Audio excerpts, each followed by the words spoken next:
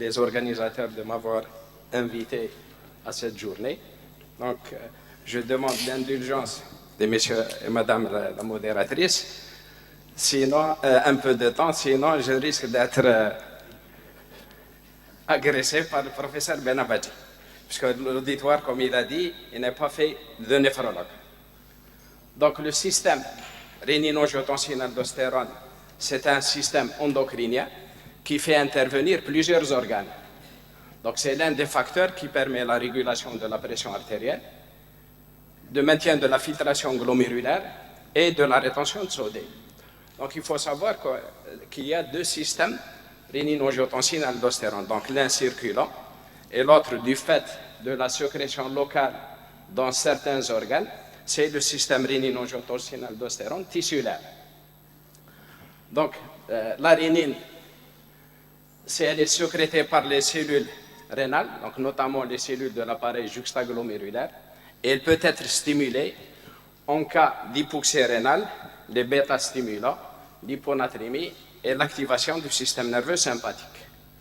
Donc, la sécrétion, donc, par des cellules juxtaglomérulaires par le système nerveux sympathique, c'est des cellules juxtaglomérulaires qui sont activées par l'hypovolémie, donc les barorécepteurs, ou bien les osmorécepteurs.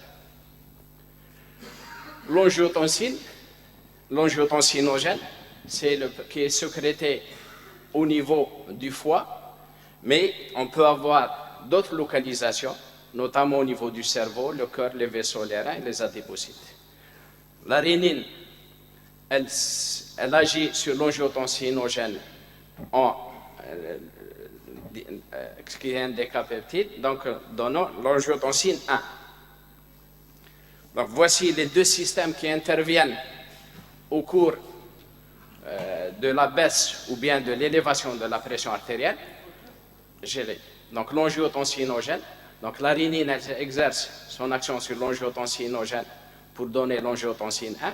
L'enzyme de conversion qui peut agir sur le système rénino-angiotensine-aldostérone ou bien kininogène bradykinine, donc donnant l'angiotensine 2 qui a une action sur la surrénale en stimulant la sécrétion de l'aldostérone qui va entraîner une rétention d'eau et de sodium, ou bien une action par le biais du système nerveux sympathique en donnant une vasoconstriction, augmentation des résistances périphériques totales en augmentant la pression artérielle.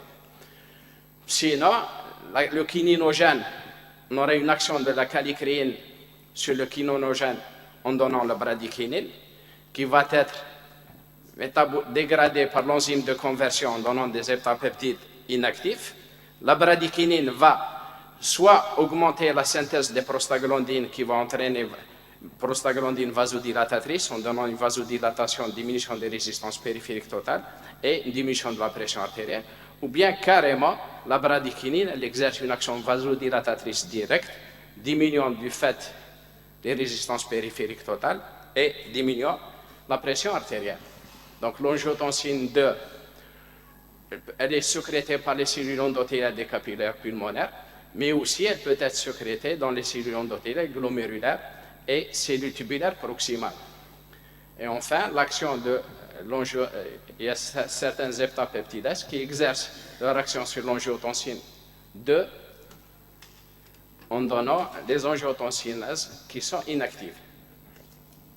Donc l'angiotensine 2, elle va entraîner une stimulation du système nerveux sympathique, augmentant du fait la pression artérielle. Elle va augmenter la réabsorption tubulaire du sodium en augmentant la rétention d'eau, va augmenter la pression artérielle, va stimuler la sécrétion de l'ADH qui va entraîner la rétention hydrique et augmentant la pression artérielle. Elle va entraîner une action directe vasoconstrictrice, notamment sur les artérioles, augmente la pression artérielle et va stimuler la sécrétion d'aldostérone. Les actions physiologiques, donc cette angiotensine 2, pour exercer son effet, elle a besoin des récepteurs. En général, il y a beaucoup, mais deux qui sont plus connus, c'est les récepteurs de l'angiotensine 1 et les récepteurs de l'angiotensine 2. Donc, les récepteurs de l'angiotensine 2, l'angiotensine 1 se trouve au niveau de cellules musculaires lisses, les hépatocytes, la cortico-surrénale, la médullo-surrénale et un peu au niveau du système nerveux sympathique. Les récepteurs de l'angiotensine 2, surtout considérés comme responsables du développement fœtal, mais chez l'adulte, c'est surtout la réexpression et la resensibilisation. Donc, ils se trouvent surtout au niveau de la médullo-surrénale et du système nerveux central. Comme vous le savez, que l'angiotensine 2, quand elle va agir avec les récepteurs de l'angiotensine 1, elle va être responsable d'une augmentation de la croissance cellulaire, de la mise en jeu du stress oxydant et de la fibrose, qui vont être ce qui explique que si on utilise des inhibiteurs de l'angiotensine 1, donc on aura une inhibition de la croissance cellulaire, une promotion de la différenciation cellulaire et l'apoptose. Donc l'action directe de l'angiotensine 1 sur les récepteurs AT1, donc elle induit une croissance cellulaire, une augmentation de la matrice extracellulaire qui s'exprime par une glomérulosclérose au niveau du rein ou bien la fibrose au niveau du cœur. Les récepteurs AT2, donc leur action, c'est la vasodilatation, la différenciation cellulaire et l'apoptose. Donc, leur action, l'apoptose excessive des cellules incapables de régénération peut avoir des conséquences délétères sur le rein ou bien sur le cœur. D'où l'aggravation de la fibrose au niveau du rein et du cœur.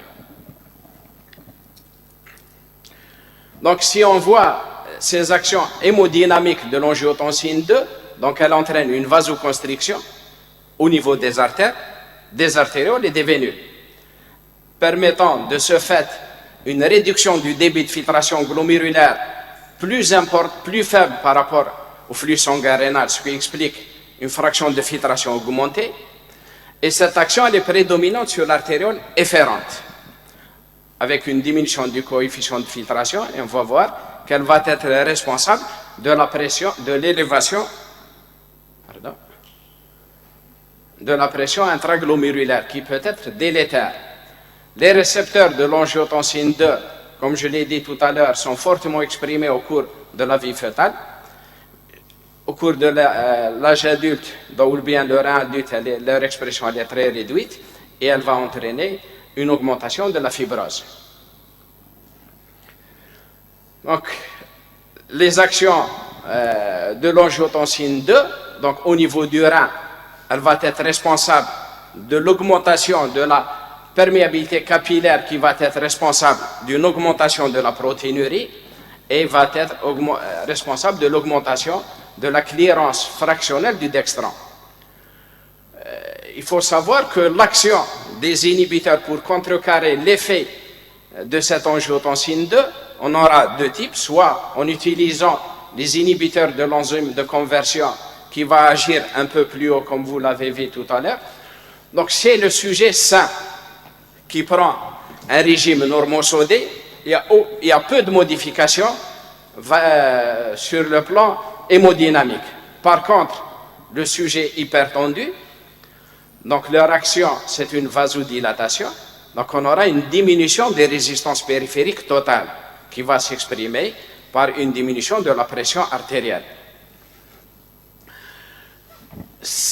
Autre action de l'angiotensine 2, donc on a vu tout à l'heure qu'elle augmente la soif, donc les inhibiteurs de l'enzyme de conversion vont contrecarrer tous les effets de l'angiotensine 2, donc en diminuant la soif, en diminuant l'activation du système nerveux sympathique, une diminution de la rétention sodée, une diminution de la sécrétion d'aldostérone qui va aboutir à une diminution de la vasoconstriction et une diminution de la volémie. Aussi, autre action, donc une diminution de la croissance cellulaire, diminution du stress oxydant et diminution de la fibrose, d'où l'hypertrophie, l'action sur le cœur, donc une diminution de l'hypertrophie ventriculaire gauche, diminution du rapport média-lumière et diminution de la rigidité des gros artériels, d'où diminution de la pression artérielle. Donc, sur l'effet proprement sur le rein, Donc, il va entraîner une vasodilatation, pardon, donc une vasodilatation de l'artériole efférente glomérulaire, d'où réduction de l'hyperfiltration glomérulaire et réduction de l'hypertension intraglomérulaire qui va aboutir à une diminution de la protéinurie et on va le voir, diminuer la dégradation ou bien le déclin de la fonction rénale. Sur le cœur, donc, va entraîner une amélioration des indices de la fonction cardiaque en diminuant les résistances périphériques totales et la pression artérielle, une augmentation des débits cardiaques et de la fraction d'éjection, une diminution de la pression télédiastolique du ventricule gauche, une diminution de la pression capillaire pulmonaire et aucun effet sur la fréquence cardiaque. Donc voici, j'ai insisté sur les deux récepteurs qui sont bien documentés, sinon il y a deux autres récepteurs qui sont un peu moins documentés. Il faut savoir que j'ai présenté tout à l'heure, j'ai dit qu'il y a des systèmes circulants et des systèmes tissulaires. Donc, voici le système circulant, comment il agit. Mais il faut savoir que si on donne des inhibiteurs de l'enzyme de conversion, on bloque le système circulaire, mais il faut savoir qu'au niveau cardiaque, il y a des chimases qui peuvent dégrader l'angiotensine 1 en angiotensine 2 et stimuler les récepteurs AT1 et les récepteurs AT2. C'est pour cela que l'utilisation des ARA2 qui trouvent tout leur intérêt en bloquant l'action de l'angiotensine 2 à ce niveau, donc en dehors, bien après l'action des chimases, va diminuer les vasoconstrictions, la rétention et la prolifération cellulaire. Donc, les avantages, elle évite de bloquer la dégradation de la bradykinin, qui peut être, donc, l'enzyme de conversion, si elle bloque à ce niveau, ce qui explique l'effet secondaire principal des IEC, c'est la toux, et bloquer en aval des chimases, qui va représenter la voie de synthèse de l'angiotensine différente de celle médiée par la pharmacodynamie des antagonistes des récepteurs de l'angiotensine 2. Donc la même chose que les IEC, sujets sains soumis à un régime normosodé, il y a peu de modifications, comme les IEC, chez le sujet hypertendu ou l'insuffisance cardiaque, donc les mêmes effets. Il faut savoir qu'il y a aussi un système de rétrocontrôle de cette angiotensine 2. Donc si on donne l'angiotensinogène, l'angiotensine 1, si on bloque, donc l'angiotensine 2, quand elle augmente, elle va inhiber la rénine. Si on donne des antagonistes des récepteurs de l'angiotensine 2, à l'angiotensine 1, donc va les bloquer, cette action ne va plus intervenir. Quel est le rôle des récepteurs anti-2? On pense qu'ils ont un rôle vasodilatateur. Aussi, comme autre médicament, comme vous l'avez vu tout à l'heure, l'angiotensinogène nécessite la présence de la rénine pour le cataboliser en angiotensine 1, donc on peut utiliser éventuellement des inhibiteurs de la rénine qui vont abaisser la pression artérielle et diminuer la concentration d'angiotensine 2, 1 et 2 et l'aldostérone. Aussi, un autre médicament qui peut bloquer l'action, c'est les diurétiques et parieurs de potassium. Donc, ils agissent au niveau du tube distal et du tube collecteur et qui permettent une augmentation de l'excrétion du sodium filtré à peu près de 2 à 3%. Donc, les effets, on va voir certaines études pour voir l'effet des inhibiteurs de l'enzyme de conversion ou bien de l'angiotensine 2 sur le cœur et surtout sur le rein. Donc l'utilisation, l'étude LIFE, donc l'utilisation soit du losartan, donc un ARA2 contre un bêta-bloqueur, chez plus de 4500 malades, tous ils ont les mêmes caractéristiques. Seulement, on n'a pas constaté qu'il y a de différence entre les bêta-bloqueurs et le losartan. La seule différence qui peut exister, c'est la diminution d'une complication comme un accident vasculaire cérébral, avec une différence statistiquement significative, ou bien mortalité globale. Sinon, sur le plan la prévention de l'infarctus, la différence elle n'est pas statistiquement significative.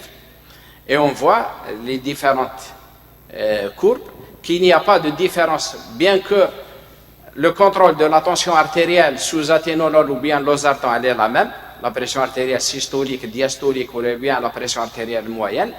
Sur les événements cardiovasculaires, il n'y a pas de différence. La seule différence qui existe, c'est surtout la présence d'un accident vasculaire fatal ou non fatal. Une autre étude, donc l'utilisation d'une faible dose de ramipril à la dose de 1,25 mg chez des diabétiques âgés de plus de 50 ans, avec une microalbuminurie ou bien une protéinurie, la diminution du risque d'albuminurie, il est de 14%, et le risque vasculaire n'a pas été atteint. Sur le rein, la progression de l'insuffisance rénale, donc il y a une étude de Massio qui a pris des malades mis sous bénazéprile ou bien placebo, les mêmes caractéristiques des deux populations, avec une insuffisance rénale à peu près de 21 mg pour les deux, une excrétion des protéines de 1,8 g presque pour les deux.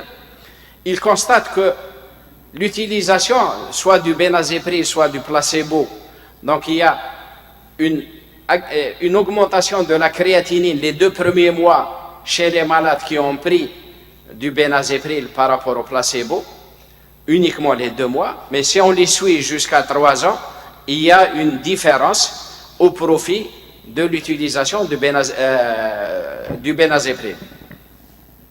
La même chose, une méta-analyse qui a regroupé 11 études, qui a utilisé donc les 11 études, à peu près 1800 malades, qui ont reçu soit des inhibiteurs de l'enzyme de conversion, soit le groupe contrôle, les mêmes caractéristiques, avec une protéinurie presque la même. La différence, elle était significative. Donc pour les malades qui ont doublé la créatininémie de départ, donc il y a eu un avantage pour les inhibiteurs de l'enzyme de conversion, et la dégradation de la fonction rénale, elle était aussi au profit des malades qui ont reçu des inhibiteurs de l'enzyme de conversion. Donc, il conclut que les IEC sont plus efficaces pour ralentir le déclin de la fonction rénale. Une autre étude chinoise, donc il y a 2 groupes de malades avec des créatinines qui étaient différentes. Donc le premier groupe de 104 malades, une créatininémie entre 15 et 30 mg, qui ont reçu 20 mg d'un IEC. Le deuxième groupe, une créatininémie entre 31 et 50 mg. Le premier groupe qui a reçu le bénazéprile et le deuxième groupe placebo. Le but de cette étude, c'est de voir le doublement de la créatinine, l'arrivée vers l'insuffisance rénale terminale ou bien le décès. Malgré qu'il y a eu le même contrôle des chiffres tensionnels pour les 3 groupes, il y a eu moins de 22% qui ont arrivé au stade terminal ou bien le décès chez les patients qui avaient moins de 15 mg de créatinine, qui ont reçu l'IEC. Par contre, il y a eu 41% des malades du deuxième groupe, la créatinémie entre 31 et 50 mg, contre 60% des malades qui sont arrivés au stade terminal au bout de 3 ans, qui ont reçu un placebo, avec une différence statistiquement significative. La même chose, le déclin de la fonction rénale, il était de 6,8 ml par minute et par an pour les malades qui ont reçu le bénazéprile et qui avaient la créatinine entre 31 et 50, contre un déclin de presque 9 ml par an pour les patients qui ont reçu un placebo. Pour la néphropathie diabétique, donc, on a essayé de comparer les malades en donnant au premier groupe des ARA2, le deuxième groupe d'un inhibiteur calcique, le troisième groupe un placebo. Les mêmes caractéristiques pour tous les trois groupes. Contrôle presque similaire de la tension artérielle, suivi pendant 4 ans. Donc on a eu une diminution du risque de doublement de la créatinémie ou bien l'insuffisance, le stade terminal ou bien le décès de 20% de l'irbesartan contre le placebo. Il était de plus de 23% pour les malades qui ont reçu l'amlodipine.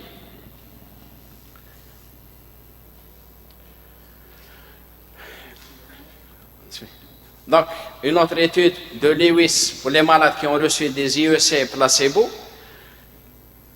les mêmes caractéristiques, sauf que l'excrétion des protéines, donc il y a eu une protéinurie plus importante pour les patients qui étaient sous placebo. On a constaté que 48% des malades ont doublé la créatininémie chez les malades qui étaient placebo. Et voici les différences. Donc l'augmentation de la créatinine, elle était de 2 à 8 mg par litre et par an, contre 5 à 8 pour le placebo. Diminution de la clearance 11-17, donc statistiquement significative. Surtout, cette constatation, elle était observée pour les malades qui avaient une créatininémie de base avant le traitement, avant l'étude, qui était supérieure à 15 mg. Alors que chez ceux qui avaient moins de 15 mg, elle n'était pas statistiquement significative. Donc le risque a été diminué de 68% pour les malades qui ont reçu du captopril. Donc j'avance. La microalbuminurie. Donc on a essayé de faire une étude comparative, soit en donnant un IEC, soit un inhibiteur calcique non dihydropyridine, soit l'association des deux, contre un placebo. Les mêmes caractéristiques. On a constaté que les malades qui prenaient l'association, le verapamil plus le trondonapril, il y avait une diminution du risque de 2,6% de la dégradation de la fonction rénale.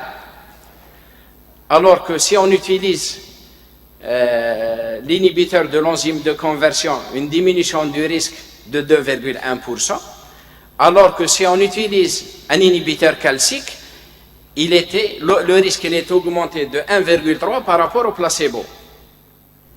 La protéinurie, la même chose, une autre étude. Donc, une diminution de la protéinurie par rapport au placebo si on utilise un IEC.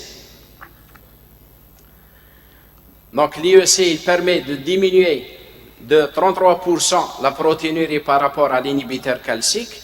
Et l'inhibiteur calcique, il fait moins bon que le placebo. La progression de cette néphropathie, l'étude IRMA, donc c'est des malades qui ont reçu soit un placebo, soit l'irbesartan à 150 mg, soit l'irbesartan à 300 mg, et il y a une différence statistiquement significative, plus on utilise la dose plus élevée de l'irbesartan que.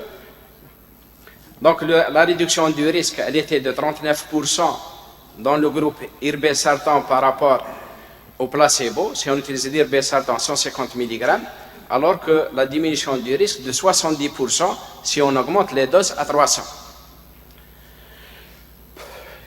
On a essayé de comparer les médicaments, donc soit on utilise un IEC, soit j'ai demandé de pardon, hein. Je vais terminer. Donc, soit on utilise l'IEC, soit on utilise l'ARA2, soit l'association des deux. Donc, il n'y a pas eu de différence si on utilise chaque classe thérapeutique seule. Par contre, il y a eu une diminution de moins 75% de la protéinurie si on utilise l'association. Je vais faire vite.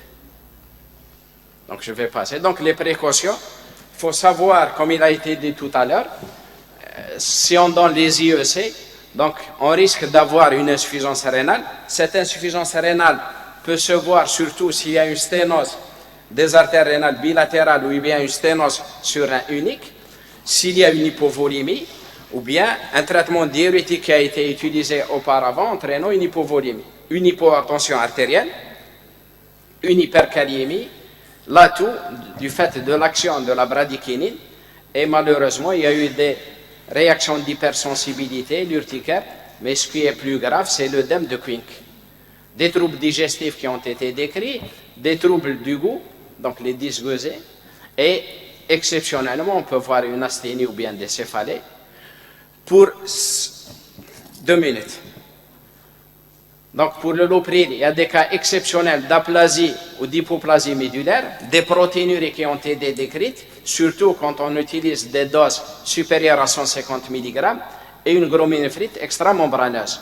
Pour les ARA2, c'est l'hypotension artérielle, surtout dans des cas bien déterminés, s'il y a un régime sans sel, déshydratation, une toux mal expliquée. Les contre-indications, c'est l'allergie, la grossesse, la sténose, l'insuffisance rénale, surtout la surveillance. Donc, avant d'instituer un traitement ARA2 IEC, donc il faut faire un dosage de la créatininine à ionogramme sanguin, éviter la déplétion sodée préalable, débuter avec des doses faibles le soir allongé pour éviter l'hypotension, augmenter les doses progressivement, surveillance de la pression artérielle, arrêter le traitement s'il y a une dégradation de la fonction rénale supérieure à 30%, éviter tout ce qui est néphrotoxique surajouté, les ANS, si anesthésie, si intervention chirurgicale prévue, arrêter 48 heures avant, et si insuffisance rénale, il faut diminuer les doses. Donc l'angiotensine 2, elle favorise la progression de l'insuffisance rénale par son effet vasoactif, la rétention sodée, la protéinurie et l'effet pro-inflammatoire sur la matrice extracellulaire. Le bénéfice du blocage du système rénine-angiotensine-aldostérone est démontré dans la néphropathie diabétique et non diabétique. Il n'y a pas d'argument objectif pour privilégier un IEC ou un sartan en dehors de l'apparition d'effets secondaires. Et je vous remercie.